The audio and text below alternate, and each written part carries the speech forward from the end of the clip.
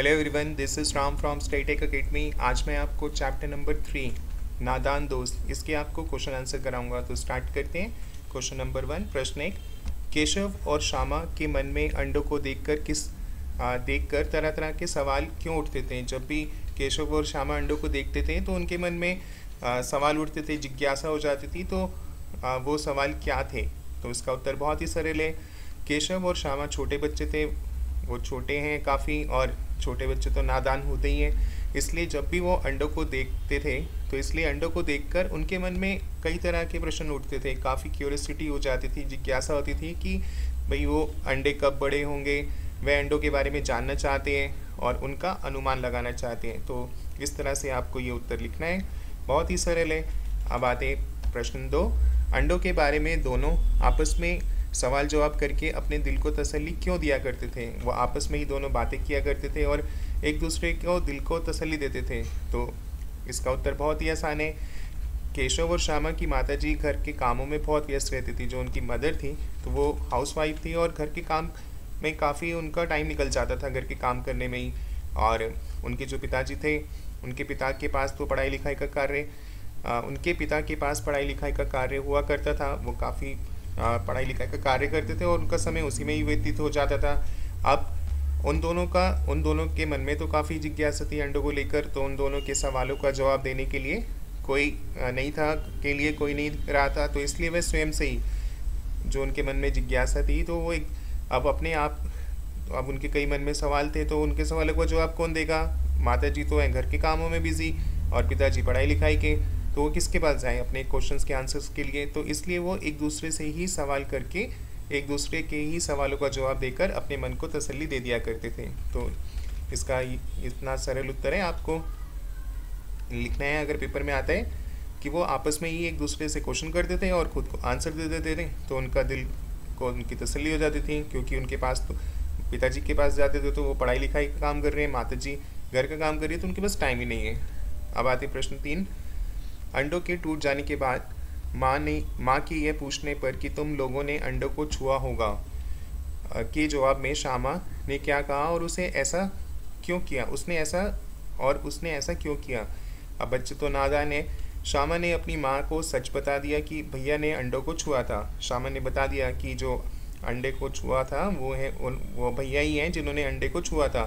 और उसने डर के मारे माँ को सब कुछ सच सच बता दिया था। तो अंडों के टूट जाने के बाद जब अंडे टूट गए तो माँ के पूछे जाने पर श्यामा ने सारा जो बात हुई थी कि भैया ने अंडों को छुआ था वो सच सच माँ को बता दिया था। और अब आते प्रश्न 4। पाठ के आधार पर बताओ कि अंडे गंदे क्यों हुए और उन अंडों का क्या हुआ? केशव और श्यामा ने चिड़ियों के अंडों की रक्षा करने के लिए उनके नीचे चिथड़े लगा दिए। चिथड़े होते हैं जो कपड़ों को हम फाड़ देते हैं, उसका जो टुकड़ा होता है वो वहाँ पर उनको लगा दिया था। और परंतु कहा जाता है कि यदि चिड़िया के अंडे को कोई छू ले, अगर हम कभी भी चिड़िया के अंडों को छू लेते हैं तो चिड़िया के अंडे जो हैं वो गंदे हो जाते हैं और चिड़िया जो है उन्हें फिर वो दोबारा नहीं सेती है। तो ये चीज़ का हमेशा ध्यान रखना, चिड़िया कभी अंडे मत छूना, और छू लोगे तो गंदे हो जाएंगे और चिड़िया को लगेगा ये तो किसी और के अंडे हैं, ये मेरे नहीं है, गंदे अंडे हैं, तो वो इन्हें कभी भी नहीं सहेगी। तो उनकी इसी नादानी के परिणाम स्वरूप चिड़िया ने उन अंडों को घोंसले से गिरा दिया। चिड़िया को ये लगा कि ये अंडे नहीं है, तो उसने अपने घोंसले से इन अंडों को गिरा दिया। अब गिरने के बाद तो अंडे टूट ही जाएंगे या बेकार हो जाएंगे। अब वो अंडे बेकार हो चुके थे और उनकी नादानी की वजह से अंडे बर्बाद हो गए थे। अगर वो उसे नहीं छूते तो चिड़िया को लगता ये अंडे उसी के हैं और वो उन्हें सेकती, पर ऐसा हुआ नहीं। उन्होंने नादानी की, चिड़िया के अंडे को छुए, पर वो भी क्या जानते थे, वो तो नादान है। अगर उनको इस बात का पता होता कि चिड़िया के अंडे को नहीं छूना चाहिए तो वो नहीं छूते। अब आते हैं प्रश्न 5। अंडों की देखभाल के लिए केशव और श्यामा धीरे से बाहर निकले क्योंकि? अब इसके 3 ऑप्शंस हैं, क ख ग। वे माँ की नींद नहीं तोड़ना चाहते थे। क्या इसका ये उत्तर हो सकता है? तो इसका उत्तर ये नहीं है। ख में देखते हैं, माँ नहीं चाहती थी कि वह चिड़ियों की देखभाल करे, ये भी गलत है।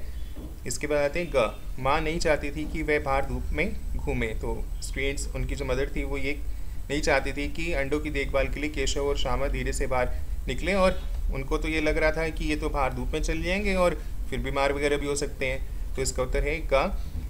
माँ नहीं चाहती थी कि वह बाहर धूप में घूमे। अब आते हैं प्रश्न 6 पे। केशव और श्यामा ने चिड़ियों और अंडों की देखभाल के लिए किन 3 बातों का ध्यान रखा? तो पहले आप इसमें प्रश्न में से लिख लेना कि केशव और श्यामा ने चिड़ियों की देखभाल करने के लिए निम्नलिखित बातों का ध्यान रखा या इन 3 बातों का ध्यान रखा। तो पहली बात है कि सर्वप्रथम उन्होंने उनके आराम का ध्यान रखा, इसलिए कपड़े का चिथड़ा, जैसे मैंने बताया, कपड़े को फाड़कर उन्होंने बिछाया ताकि उनको आराम मिल सके और जिनसे उन्हें आरामदायक घोंसला दिया जा सके। एक चीज़ तो उन्होंने ये करी कि कपड़े को फाड़कर उनको दिया और उनके आराम के लिए, जैसे हम सोते हैं अपने घर में तो हम बेड बिछाते हैं, बेड पर मदर आपकी चादर बिछाती है, गद्दा होता है ताकि आप आराम से सोएं, तो उन्होंने भी ऐसा ही किया।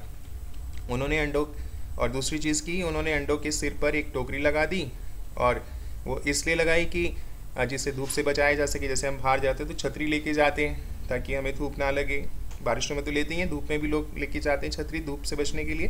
तो ऐसे ही उन्होंने सोचा कि इसके ऊपर टोकरी लगा दें ताकि अंडे जो हैं वो धूप से बच जाएँ। और उनका दाने पानी के लिए अब उनको चावल दिए, चावल के दाने दिए, वह एक प्याली यानी एक बाउल जो होता है जिसे प्याली कहते हैं, और उसका भी इंतज़ाम किया ताकि वो पानी पी सकें। और जिससे माता पिता जो है उसका चिड़ा और चिड़िया, चिड़ा उनका माता पिता हैं, चिड़ा और चिड़िया, चिड़ा पिता और चिड़िया माता को घोंसला छोड़कर अब उनके लिए बार बार खाने का इंतज़ाम करने के लिए बाहर ना जाना पड़े, ताकि वो घोंसला छोड़कर बार बार अपने बच्चों से दूर ना जाना पड़े, क्योंकि उनको खाना पीना सब वहीं पे मिल गया, चावल के दाने, प्याली में पानी।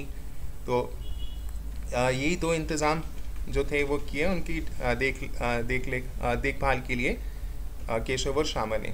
और अब आते प्रश्न 7 पर। कार्निक्स पर अंडों को देखकर केशव और श्यामा के मन में जो कल्पनाएं आई और उन्होंने चोरी छुपके जो कुछ कार्य किए, क्या वो उचित थे?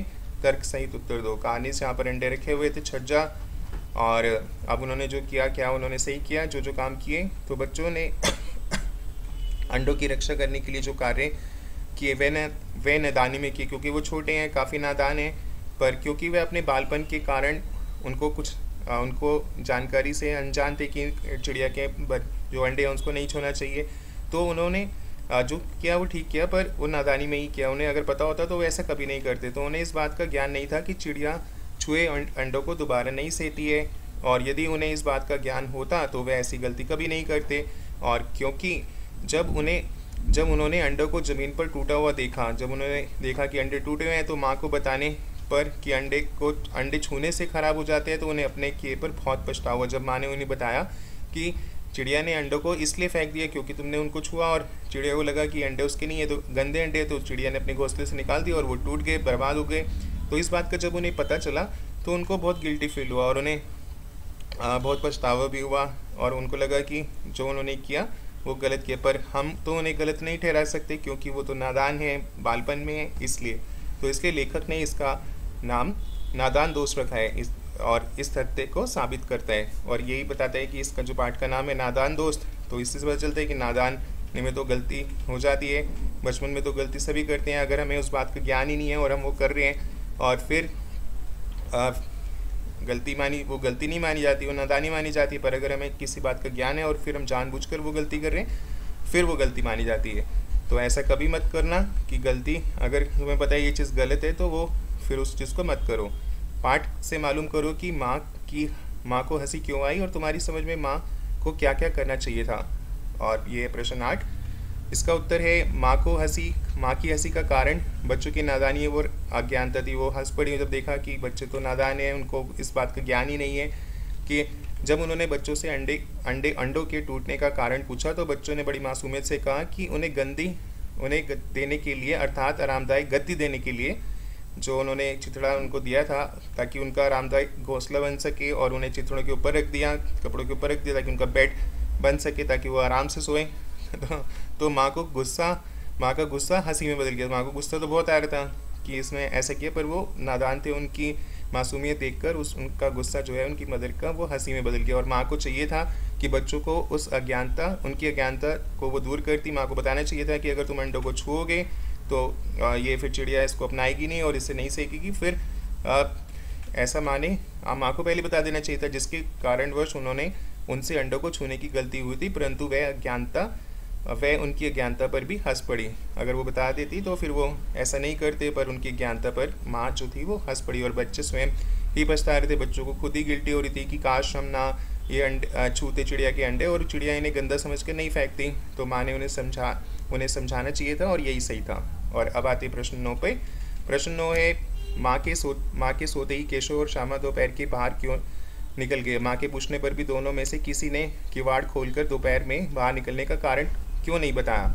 अब जैसे ही माँ सो गई दोनों बाहर निकल गए, और जब वो बाहर गए तो माँ के सोते ही केशव और श्यामा अंडों की रक्षा के लिए टोकरी व दाना पानी रखने के लिए बाहर निकल आए ताकि उनको खाना पानी मिल सके और उनके लिए इंतज़ाम कर सकें। परंतु जब उन दोनों को बिस्तर पर ना पाकर माँ बाहर आई, जब माँ ने देखा कि ये तो बिस्तर पर है ही नहीं, तो दोनों चुप हो गए, क्योंकि अगर माँ को पता चला कि वह क्या कर रहे थे तो उनकी पिटाई होगी। तो वो डर गए कि अगर मदर को पता चल गया, हमारी माँ को पता चल गया कि हम बाहर क्यों निकले हैं, अंडों के पास गए हैं, उनको टोकरी दी है, दाना पानी दिया है, चावल के दाने प्याली रखी है, तो हो सकता है वो माँ उन्हें डांटे। तो वो थोड़ा डर गए थे और इसलिए उनको लगा कि उनकी पिटाई ना हो जाए। और अब आते प्रश्न 10 पे। प्रेमचंद ने इस कहानी का नाम नादान दोस्त रखा, तो तुम क्या इसे शीर्षक देना चाहो? अगर तुमसे बोला जाए कि इस कहानी को तुमने पढ़ा है कि अगर आपको इसका शीर्षक देना है कि और भी कोई शीर्षक हो सकता है, तो आप क्या दोगे? तो आप इसे दे सकते हैं कि नादान बचपन। तो नादान बचपन भी है क्योंकि बचपन जो है नादान होता है, अज्ञानता होती है, उसमें बालपन होता है, हमें अच्छे बुरे की इतनी समझ नहीं होती है। तो मेरे अनुसार से इस कहानी का नाम नादान बचपन होना चाहिए, क्योंकि ये कहानी उन बच्चों की है जो अपने बल से एक ऐसी नादानी कर देते हैं जिससे चिड़िया के अंडों को हाथ धोना पड़ता है। और फिर यदि वह परिपक्व यानी समझदार होते, अगर उन्हें पता होता है इस बात का कि चिड़िया के अंडे को नहीं छूना चाहिए, और तो फिर वो ऐसा कभी नहीं करते और ऐसी नादानी वो कभी नहीं करते। तो स्टूडेंट्स, आज हमने 10 प्रश्न कर लिए, बाकी के जो हैं वो मैं आपको जल्दी कराऊंगा। समझ आए हैं तो वीडियो को लाइक करना, चैनल को भी सब्सक्राइब, बेल आइकन को भी हिट करना यानी टर्न ऑन करना नोटिफिकेशन का।